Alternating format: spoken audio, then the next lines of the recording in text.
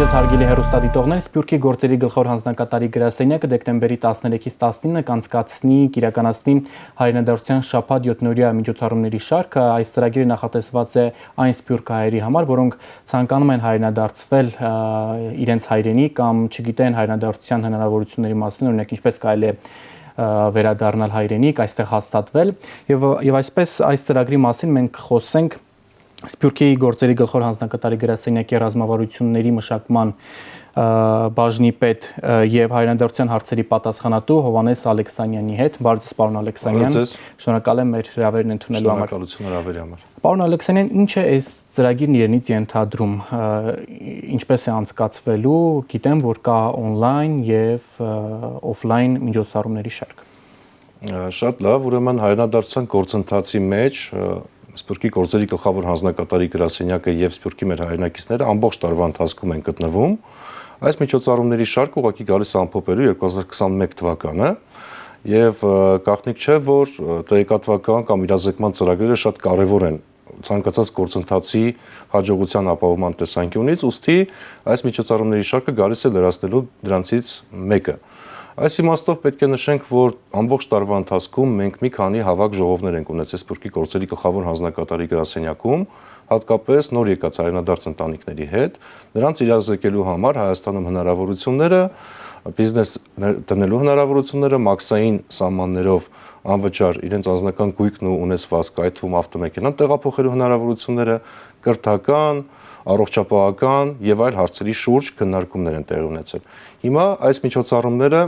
նպատակ ունեն երկու ձևաչափով, օֆլայն եւ օնլայն ձևաչափերով մեր հայրենակիցներին իրազեկել Հայաստանում հնարավորությունները, արկա հնարավոր խոչընդոտները, անհրաժեշտ փաստաթղթերի ցանկը եւ կոտրելու որոշ կարծրատիպեր, որոնք կան հասարակության ներսում, ինչպես Սփյուռքում, այնպես էլ Հայաստանում։ Որ կարծրատիպերն են, օրինակ մի քանիսը կնշեք։ Օրինակ այնպիսի կարծրատիպեր, ինչպիսին է օրինակ մշակութային շոկը, որը ապրում են մեր հայրենադարձները հայրենիք տեղափոխվելիս, կամ Հայաստանում աշխատանքի բացարձակ անհնարին լինելը, աշխատանք գտնելու, այսինքն հյուրընկալ կողմի կամ մեր հայրենակիցների հայաստանյան վատ վերաբերմունքի, այսպես այդ կարծրատիպը, ինչպես նաեւ այն, որ Հայաստանում հնարավոր չի սկսել բիզնես, ներդրումներ կատարել, շահույթ ստանալ եւ այլն։ Այսինքն դուք ներկայացնում եք դրա հակառակը, որ իրականում կա այս հնարավորությունները, որ կարելի է գալ այստեղ աշխատանք գտնել, ապրել եւ բիզնեսով զբաղվել։ Այո, ֆորմատով է անցկացնելու այս միջոցառումների շարքը։ Ուրեմն միջոցառումների շարքը անցկացվելու է հետեւյալ ֆորմատով, մասնակիցների մի մասը Սփյուռքի գործերի գլխավոր հանձնակատարի գրասենյակի ներկայացուցիչներն են, ովքեր մոդերատորություն կանեն այս միջոցառումների ժամանակ, եւ մյուս կողմից Հայաստանում արդեն հայրենադարձված մեր հայրենադարձ ներկայացուցիչներն են, ինչպես նաեւ Սփյուռքում դեռևս ապրող եւ դեռևս հայրենադարձության գործընթացի մեջ չներառված անձինք են, համայնքային կառույցների ներկայացուցիչներ, երիտասարդական միությունների ներկայացուցիչներ, անհատ սփյուռքահայեր։ Քանի հոգի է ընդհանուր մասնակցում եւ այդ մասնակիցներին ինչ չափանիշներով եք ընտրել, հա։ Օրինակ այս մարտիկ պետք է մասնակցեն այս ծրագրին։ Այս իմաստով պետք է նշենք, որ Սփյուռքի հանձնակատարի գրասենյակում վերջին շրջանում հետաքրքիր փոփոխություններ են տեղի ունեցել, այն իմաստով, որ գրասենյակի շուրջ կեսը աշխատակիցների այլևս սփյուռքահայեր են եւ հայրենադարձված մեր հայրենակիցներն են։ Ուրեմն նրանք նաեւ իրենց համայնքներում համախմբել են այդ ակտիվին, ինչպես նաեւ այդ համայնքներից դուրս ըստ տարածաշրջանային մոտեցման, օրինակ միջինը մերձավոր արևելքի երկրներ,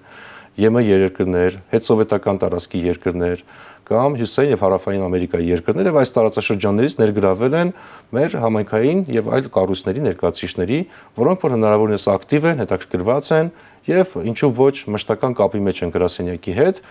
իրենց շրջապատի այն մեր հայրենակիցների հարցերով հաճախ դիմում են մեզ, որոնք այսպիսի գործընթացներ անցնելու նպատակ ունեն։ Որ երկրներից են ավելի շատ մասնակիցները։ Ուրեմն պետք է նշեմ, որ տեղի ունենալու գրանցում, ինչպես նաև հրապարակված են Սփյուռքի գործերի գլխավոր հանձնակատարի պաշտոնական էջին, Facebook-յան էջին, այն լինքերը, որոնցով կարելի է միանալ, եւ ըստ այդմ արդեն վերջին օրերին հստակ կունենանք այն պատկերը, թե քանի մասնակցություն, մարտու մասնակցություն կարող է ապահովել այս միջոցառումը, բայց եւ այնպես պետք է ասեմ, որ հետաքրքրվածությունը իհարկե մեծ է եւ բացի այս on-line հանդիպումներից մենք ունենք երկու օֆլայն հանդիպում, որոնցից մեկը տեղի կունենա Հայ բարեգործական ընդհանուր միության հարկի ներքո, այստեղ կմեկտեղվեն երիտասարդ հայրենադարձների, այսպես խմբեր, ովքեր կարիք ունեն շփման, նոր ծանոթությունների, ընկերության հաստատման, գործընկերների, այսպես նոր շրջանակի իրենց ընդլայնման, կլինեն որոշ գործատուներ եւ մեր գործընկեր կառույցների ներկայացուցիչները, ովքեր տարբեր ծրագրեր են առաջարկում հայրենադարձների համար։ Մյուս հանդիպումը դա եզրափակիչ հանդիպումն է, որը կլինի հայրենադարձ երեխաների, այսպես հավաք Սփյուռքի գրասենյակի հարկի ներքո եւ փոքրիկ ամանորյա միջոցառման, այսպես եզրափակիչ ակորդը։ Օնլայնի դեպքում տարբեր երկրներից միանալու են իրենք, հա, ինչ որ Օնլայնի դեպքում, այո, տարբեր երկրներից են միանալու, այս պահին մենք ունենք նախանշված հանդիպում, հատկապես բացումը 13-ին կլինի միջին եւ մերձավոր արևելքի երկրների համար, հայկական համայնքների համար, եւ մենք ունենք բանախոսներ արդեն իսկ Հայաստան հայրենադարձված մեր հայրենակիցներից, Լիբանանի, Սիրիայի եւ Քուվեյթի ներկայացուցիչներ, այդպիսի շարք ունենք նաեւ հետսովետական տարածքի երկրների համար, ռուսալեզու այսպես համայնքի համար, ունենք եւ Հայաստանում հայրենադարձված, ինչպես նաեւ Ռուսաստանում գտնվող այս պահին ապրող հայրենակիցներ, ովքեր բանախոսներ կլինեն, այդ հանդիպան ժամանակ ունենք նաեւ Լատինական Ամերիկայի համար իսպանալեզու մեր հայրենակիցների համար միջոցառում, ֆրանսիալեզու հայրենակիցների համար, Եվրոպայի մեր հայրենակիցների համար։ Ինչ տեսակի միջոցառումներ են դրանք։ Դրանք զուտ հանդիպումներ են, որտեղ բարձրացվում են հարցեր եւ բանախոսները պատասխանում են։ Այդ հանդիպումների ժամանակ այո ընտրվում է կոնկրետ թեմատիկա, որի շուրջ բանավիճում են, բանախոսում են եւ իրենց կարծիքն ու փորձառությունով կիսվում են։ Օրինակ կա միջոցառումներից մեկի ժամանակ քննարկվելու է Հայաստանից հեռավար աշխատանքի հնարավորությունները, որպես հնարավորություն Սփյուռքից Հայաստան տեղափոխվելու եւ այստեղից աշխատելու հեռավար տարբերակով։ Մեկ այլ հանդիպման ժամանակ կարևոր առանցքային խնդիր է օրինակ փաստաթղթային խնդիրների լուծումը եւ անհրաժեշտ փաստաթղթերի ցանկը, որոնք պետք է հայրենադարձները պատրաստի ունենան մինչեւ Հայաստան տեղափոխվելը ավելորդ խնդիրների եւ քաշքշուկի մեջ չընկնելու համար կամ ներդրումային հնարավորությունները Հայաստանի, աշխատանքի հնարավորությունները եւ ինչպես նշեցի նաեւ կարծրատիպերը, որոնք որ խոչընդոտում են կամ շատ դեպքում ոչ ամբողջական պատկերացում են տալիս հայրենիքի մասին։ Եվ գրասենյակն արդեն իրականացնում է Քայլ դեպի տուն ծրագիրը, Իգործ ծրագիրը, դրանք նույնպես հայրենադարձության ուղղված ծրագրեր են, այս մեկը ընդհանուր առմամբ կարծես թե ավելի շատ տեղեկատվական արշավ է իրենից ներկայացնում։ Հիմնական տարբերությունը սա է, թե կան այլ տարբերություններ եւս։ Իհարկե հայրենադարձության շաբաթը դա միջոցառումների շարք է եւ ավելի շուտ իրազեկման միջոցառումների շարք է իրենից ենթադրում, բայց ես ուզում եմ հատուկ նշել, որ Սփյուռքի գործերի գլխավոր հանձնակատարի գրասենյակի պաշտոնական կայքեջը, եթե չեմ սխալվում, վերջերս ուներ արդեն 5 միլիոներորդ այցելուն, այսինքն բավականաչափ տարածված է եւ այստեղ ներկայացված են այն բոլոր ծրագրերը, միջոցառումները, որոնք իրականացնում է գրասենյակը, եւ այս էջից նույնպես ինֆորմացիա պարբերաբար մեր հայրենակիցները կարող են ստանալ։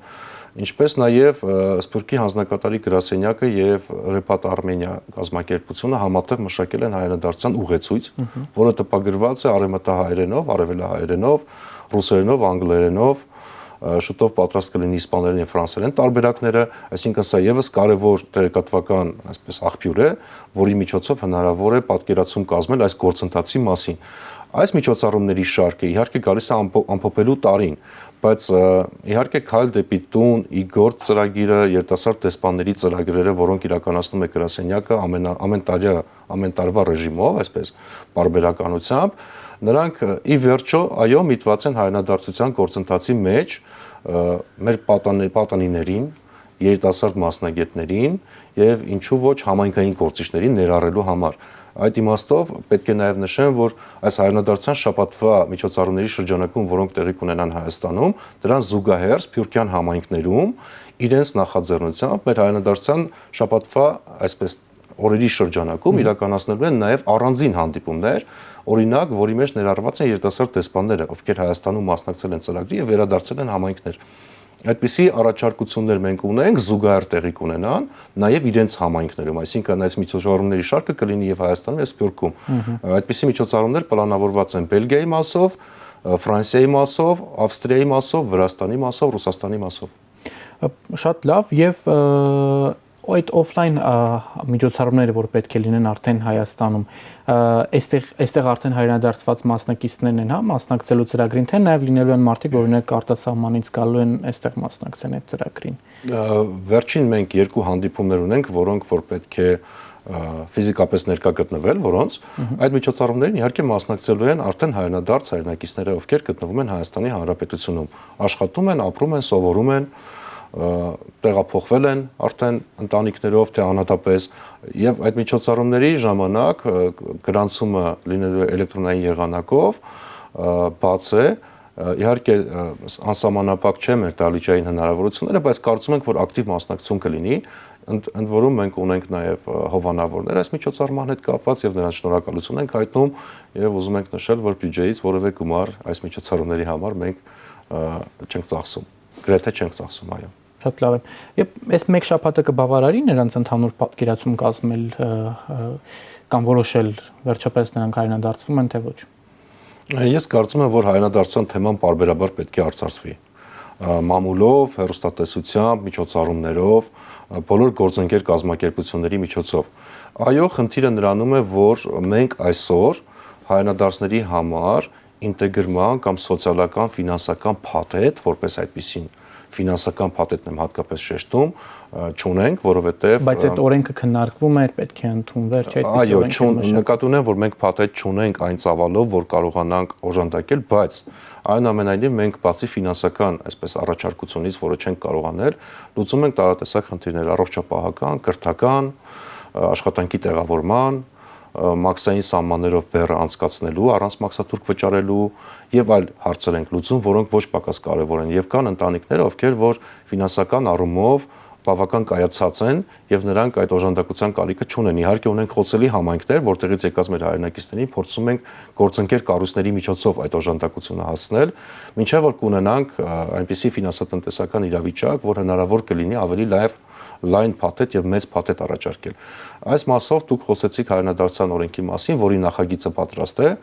եւ մենք հույս ունենք, որ նոր ԱԺ-ն արդեն իր կառավարման շրջանում այս խնդրին կանդրադառնա եւ հնարավորինս ցանկալի է շուտ, որպեսզի դաշտը իրավական առումով կարգավորվի եւ հստակեցվի այն աջակցության շրջանակը, որը այս պահին հնարավոր է պետության կողմից հատկացնել։ Քանի որ դուք հայրենադարձության հարցերի նաև պատասխանատուն եք, մեկ այլ ծրագրի մասին էլ խոսենք, եւս երկուսի մասին խոսենք, վերջերս ազգային ժողովն առաջին ընթերցմամբ ընդունեց Սփյուռքի գործերի հանձնակատարի ինստիտուտ ստեղծելու մասին նախագիծը։ Սա ինչ նախագիծ է, ինչ է իրենից ենթադրում եւ ընդհանուր առմամբ ինչ գործառույթներ է իրականացնելու այս ինստիտուտը։ Հիմնական խնդիրը հայրենիք սփյուռք կապերի ամրապնդումն ու առավելագույնս կազմակերպումն են։ Դեռևս Սփյուռքի նախարարության ժամանակ կար Սփյուռքի նախարարի ներկայացուցիչների ինստիտուտ, որը շատ քիչ երկրներում էր ներկայացված եւ մեր ԱԳՆ-ում մեր որոշ, այսպես առանցքային տեսփանատներում, որովհետեւ որ այն երկրներում, որտեղ մենք ունեինք մեծ համայնքներ, օրինակ Ռուսաստանի Դաշնությունն է, Միացյալ Նահանգներն է, Ֆրանսիան է կամ Լիբանանը, Սփյուռքի գծով կար ներկայացուցիչ դիվանագետ նկատի ունեմ տեսփանություններում գործող եւ հիմա կարծես թե այդ ինստիտուտը այլևս ոչ բոլոր տեղերում է գործում եւ քանի որ մենք ունենք հսկայական սփյուռք ավելի քան 7 միլիոն եւ օրինակ եթե վերցնենք Ռուսաստանի Դաշնության պարագան, ապա մենք ունենք բավական մեծ տեսփանություն Մոսկվայում, գլխավոր հյուպատոսություններ Սանկտ Պետերբուրգում եւ Դոնի Ռոստովում, ինչպես նաեւ հյուպատոսություն Սոչիում, դուք պատկերացնում եք, որ այդ հսկայածավալ տարածքը եւ հայկական համայնքները ծածկել հնարավոր չի նույնիսկ ԱԳՆ մեր հիմնարկների միջոցով։ Այս իմաստով ճիշտ է մենք ունենք համայնքային կազմակերպություններ, գրեթե բոլոր մարզերում, քաղաքային, մարզային մակարդակներով կազմակերպություններ, բայց եւ այնպես գործողումները այնքան էլ շատ չեն, որպեսզի կարողանան ակտիվորեն, այսպես իմանալ տեղի կարիքների մասին եւ հանրային ծառայության մասին օրենքում Հայաստանի Հանրապետության փոփոխություններ եւ լրացումներ է կատարվել, ինչով ներդրվել է Սփյուռքի հանձնակատարների ինստիտուտը, որի նպատակն է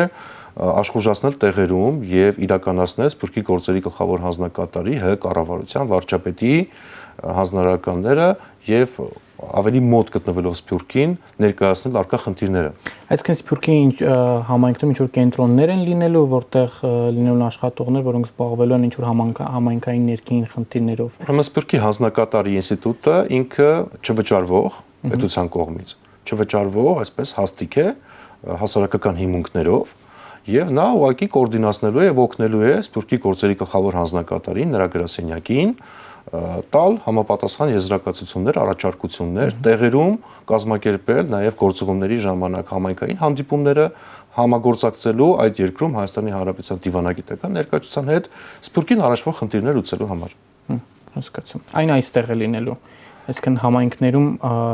ներկայացուցիչներ լինելու են Սփյուռքում։ Ընդ որում նաև ոչ պարտադիր է, որ նրանք լինեն Հայաստանի Հանրապետության քաղաքացիներ, ըստ էության։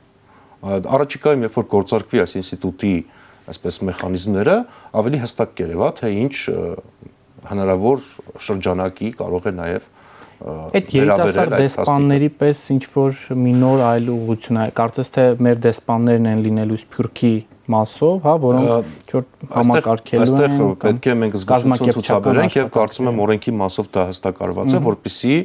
այսպես դա չհամեմատվի դիվանագետի հաստիկի հետ։ Պարզը նա լինելու է ուղղակի Սփյուռքի հանձնակատար հասարակական հիմունքներով չվճարվող աշխատանք, որը Սփյուռքում գտնվող անձը ով էլ որ ընտրվի կամ նշանակվի այդ պաշտոնին, նա պետք է տանի իր համայնքի շրջանակներում, իր համայնքի ներսում։ Հասկացա։ Եվ դա այսպես սահմանափակված թվականակ չկա այդ իմաստով, եթե հարցնեք, թե քանի անձի է վերաբերում այդ ինստիտուտը, դա հստակ չէ, պարզ է, այսպես ասած, ինքը ֆիքսված չէ եւ կարող է լինել նաեւ մեծ քանակով։ Հայրենադարձների ինտեգրման կենտրոն պետք է բացվի, ինչ աշխատանքներ են տարվում այդ ուղղությամբ, ինչ փուլում են գտնվում։ Շատ լավ, ուրեմն հայրենադարձության գործընթացի առումով մենք խոսեցինք որոշ այս պահին եղած բացերից, որոնք կան օրենքի ընդունված չլինելը եւ իհարկե նաեւ օրենքից հետո բխելու էր հայրենադարձության ռազմավարության ընդունումը, որի նախագիծը եւս պատրաստ է։ Եվ ահա այսպիսի մի խնդիր է նաեւ ենթակառուցվածքների պատրաստ լինելու չլինելու հարցը։ Ահա հայրենադարձների ինտեգրման կենտրոնը կամ հայրենադարձության եւ ինտեգրման կենտրոն այս ձևակերպումով նմանատիպ կառույցի ստեղծումը կապահովի այն անհրաժեշտ ենթակառուցվածքը, որով հայրենադարձը կկարողանա Հայաստանում մեկ պատուանի սկզբունքով գտնել իր բոլոր հարցերի պատասխանը։ Այսինքն հայրենադարձը չի վազելու ոստիկանություն, ՕՎԻՌ, պոլիկլինիկա, կրթության նախարարություն, արտարադատության մինիստրություն եւ այլն, այլ ինքը մեկ հիմնարկում այդ կենտրոնում, հայրենադարձության ինտեգրման կենտրոնում իր case manager-ի հետ կաշխատի եւ իր բոլոր հարցերի պատասխանը հենց մեկ օղակից էլ կստանա։ Եկող տարի կունենանք այս մենք հուսով ենք, որ այդ կենտրոնը հնարավորինս շուտ լինի, կենտրոնը 20 թվականի վերջից եւ 21 թվականի սկզբից պետք է գործարկվեր, իհարկե 2020 թվականի սեպտեմբեր-նոյեմբերյան ադրբեջանա-թուրքական ագրեսիան խանգարեց նաեւ ինչ-ինչ միջոցառումների իրականացման, այդ թվում այդ կենտրոնի բացման աշխատանքներին եւ հայրենադարձության մասին օրենքի ընդունմանը, որը նախատեսված էր 20 թվականի աշնանը մտցնել ազգային ժողով։ Եվ մենք հույս ունենք, որ այս կենտրոնը հնարավորինս շուտ կլինի։ Այն նախատեսվում է իդեպ իրականացնել նաեւ Հովնանյան հիմնադրամի աջակցությամբ եւ այսինքն սա մասնավոր պետություն համագործակցության օրինակ կլինի եւ իր մոդելով նման կլինի հրեական գործակալությանը, որը այդ երկրի Իսրայելին համապատասխան Սփյուռքյան նախարարությանը զուգահեռ գործող կազմակերպություն է եւ իր բյուջեով շատ ավելի մեծ, քան պետական մարմինը։ Շնորհակալ եմ պարոն Ալեքսանյան մեր հարցերին պատասխանելու համար։ Հարգելի հեռուստադիտողներ, ես հիշեցնեմ, իմ հյուրն է Սփյուռքի գործերի գլխավոր հանձնակատարի գրասենյակի ռազմավարությունների մշակման բաժնի պետ, հայրենադարձության հարցերի պատասխանատու Հովհաննես Ալեքսանյանը։ Մենք նրա հետ խոսում ենք հայրենադարձության